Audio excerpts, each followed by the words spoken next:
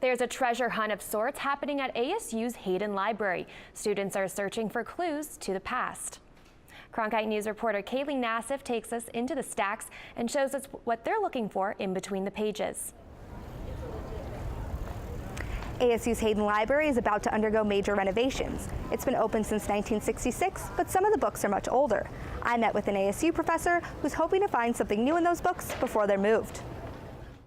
Nestled on the third floor of Arizona State University's Hayden Library are the PR and PF sections.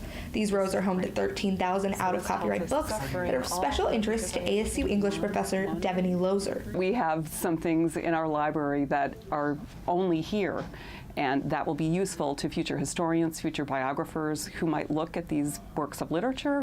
Professor Lozer directs ASU's Book Traces project, which takes students through the Hayden Library stacks in search of unique signs of ownership and readership.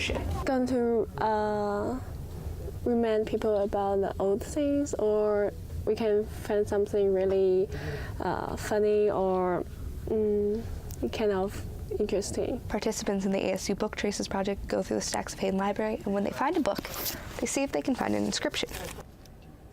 When they do, they bring the book to Professor Lozer, and if it's significant, she adds it to her spreadsheet.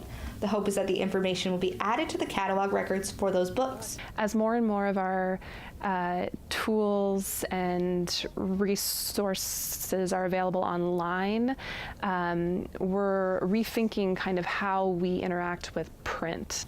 Professor Lozer knows paleography, the study of old handwriting, so she's able to make out the centuries-old notes and decide whether something is important or not. Sometimes we're finding gift inscriptions or evidence that the book was given as a present by the editor or by the author.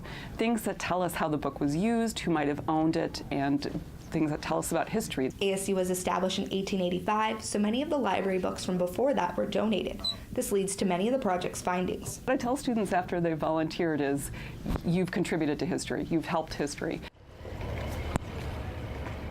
The next Book Traces events are Wednesday and Thursday from 12 to 2 p.m. in Hayden Library. Professor Lozer also hopes to put together a special exhibit of all the project's findings after the renovations are done. In Tempe, Kaly Nasiff, Cronkite News.